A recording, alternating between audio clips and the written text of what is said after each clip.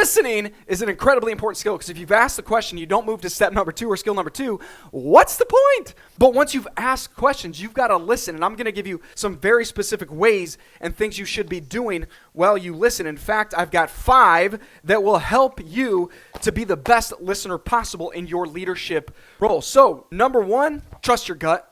Trust your gut when you're listening. You see, one thing that I learned through the coach training that I did is that we've really got to go with our intuition. Like when we're listening to someone, when I'm trained as a coach to listen to another human, I'm really trained to tap into my gut, my intuition about what I'm feeling, about what I'm hearing. Because if I don't trust my gut, my intuition, then I'm not leaning on something that's wired into us as humans that we've been given to use as a powerful tool in human interaction. You know, how many times are you like, man, like my gut feels this way, or like my intuition's telling me, and you have that sense when you're talking with someone, when you're asking a question, when you're listening to what someone's saying, you're like, there's more to this, or this is not connecting. Something just gets in you, and you're like, I feel something going on, whether it's in your heart or your gut or somewhere else in you. You're like, I feel a certain way about what I'm hearing from this person, even if it's not the words I'm hearing from this person. It's something that's below the surface of the words. I've got this intuition.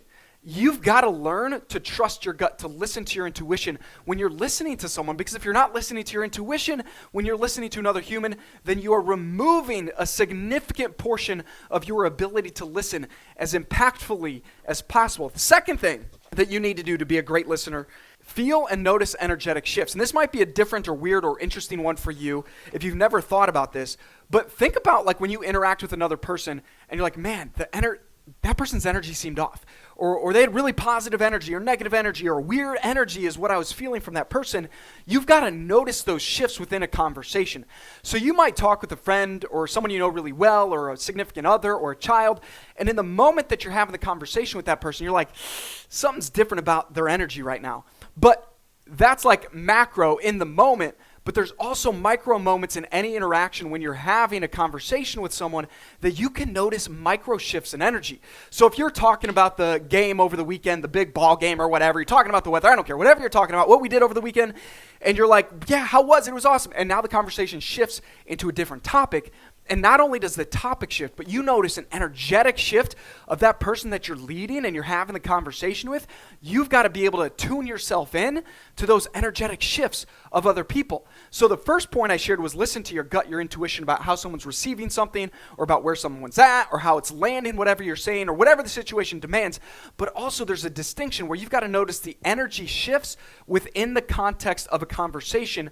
So if you can pick up on those energetic shifts, you're more intuitive about where you need to take the conversation or what you need to be asking next. The third thing to be a great listener is to listen for their MOTW. What's their MOTW? I've listed it right here. Their map of the world. Someone's map of the world is how they see the world. Their beliefs, their values, their perspectives, their opinions, literally everything in their mind about how they see reality. We all have a different map of the world, but we can't really know someone's map of the world because we can't get in their head just without asking questions. But once you ask questions and you start to listen, you can pick up on someone's map of the world. You can hear the person's language patterns, because our language, the words we use, how we speak, whatever messages we share, will demonstrate the way we view the world. Our beliefs, our values, our core opinions, our perspectives. Our language helps us to know, what does someone think about a given situation? Is someone limited or someone abundant and able to be empowered and take action? Someone's language tells you a lot about that person. In fact, your own language can tell you a lot about yourself. You've got to be listening for what are someone's beliefs? What are someone's values? What's someone's perspectives and opinions on the world? How do they see the world working around them? Because once you can understand or start to better understand someone's map of the world, their perspective, their beliefs, their values, you're now in a better position to lead that person, because we're all influenced based on our own values, beliefs, perspectives, our own map of the world. We are all moved by our map of the world. If I don't understand your map of the world at all, I have a significantly lower probability of being able to lead and influence you as effectively and powerfully as possible. Vice versa. Same, if roles are reversed and you're trying to lead or influence me, if you don't fully understand, or as much as possible understand how I see the world, my beliefs, my values, what's important to me, what's meaningful for me, what I'm trying to accomplish, then you're not going to be in the best position to move me or influence me or lead me as someone that's in your life, personally or professionally. So if you want to be a great leader in the role that you're in, or you want to step into the opportunity, and earn the opportunity to be a great leader, you must master the ability to listen to the point that you can understand or start to unveil someone else's map of the world. Because once you know someone's map of the world, you absolutely are in a powerful position to influence that person. And by the way, you can use that understanding to be a force for good, to help that person to take appropriate and effective actions in the right direction, to make the right changes of mindset or beliefs or opinions or actions, so you can accomplish the mutually agreed upon end result that you want. Or you can use it to be the opposite, not a force for good, but a force for bad. And certainly I'm not advocating for that, but my point is it is power nonetheless, and it's something you must learn to understand, and then hopefully you will use to be a force for good, to be a powerful, positive influence in the world for that person and the other people you get to reach. Number 4, be patient.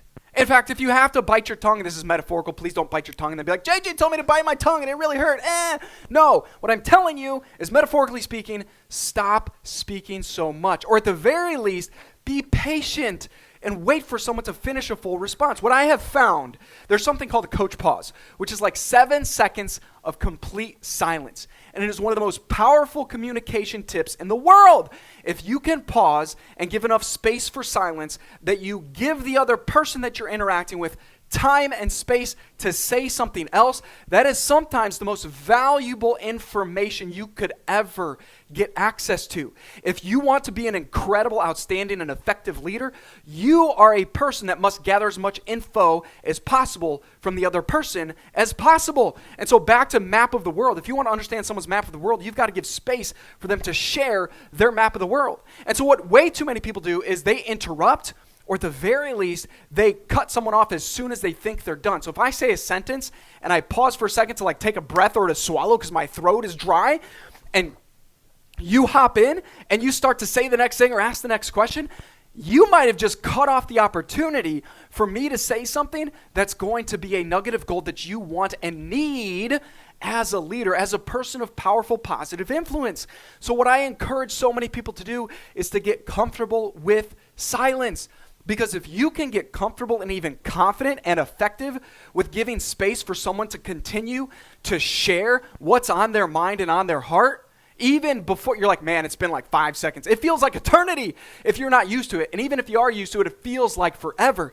But if you can get used to the silence, then you're going to open up a gold mine of opportunity for people to just dump gold in front of you, for you to use for the benefit, for the good of your interaction, and to move the mission forward in your role as a leader. So be patient. Be patient, be patient, get comfortable with silence, with the pause, and you will give people, I promise you, even just test it for today, I promise you, you will give people an opportunity that most people never get, and that's to share the thing that comes out after you've shared everything. Like, that's the key here. Before I move on to point number 5 for listening, that's the nugget that you need to take, which is sometimes the gold comes after you think you got the gold. Sometimes the gold in a conversation comes after you feel like the person shared everything that person has to share. But if you give the person the gift of silence and space to think, to ruminate, because by the way, sometimes people just need the time and the space to think. How often are we not given the space and time to think? And we're like rushing through a conversation or an interaction, or someone's demanding something from us in a moment, so we don't have time to think. But if you give someone the space, even just a handful of extra seconds, that's when the gold gets poured out of their mouth, which comes from their brain and maybe more importantly from their heart and their soul, that they give you on a silver platter. That's right, gold on a silver platter for you to use for the benefit of the good of the mission, to move you and them forward closer to where you're trying to go. Point number 5 for being great at listening: show that you're listening. Show that you're listening. How do you show that you're listening? You show that you're listening through your body language, through your through nonverbals, and even through verbals.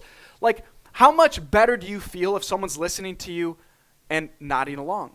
Or maybe even they like lean in a little bit. They look like they're working hard to listen to you. Like, when we feel like someone's making an effort for us, especially when it comes to listening, we feel so much better about that person. It's like, man, this person's really working hard to listen to me. Like, literally the point where they're like, yeah, oh, wow, huh. Like, there are so many things, and you know the answer to this. Watch people that you view as great listeners and just do what they do. As Tony Robbins said, success leaves clues. The clue for you is that people that listen well lean in physically, emotionally. They want to be right there with you. And they show you with their face. They show you by being like, oh, wow. By empathizing, by using language that shows you're listening, by maybe even saying what you're hearing, even just a couple of words like, oh, that must have been tough, or it sounds like that was a really difficult situation, or it sounds like that was really amazing. Wow, that's amazing. Wow, that's so cool that you accomplished so much. Like whatever it is, and the good or the bad or the indifferent, we got to be able to lean in to our listening.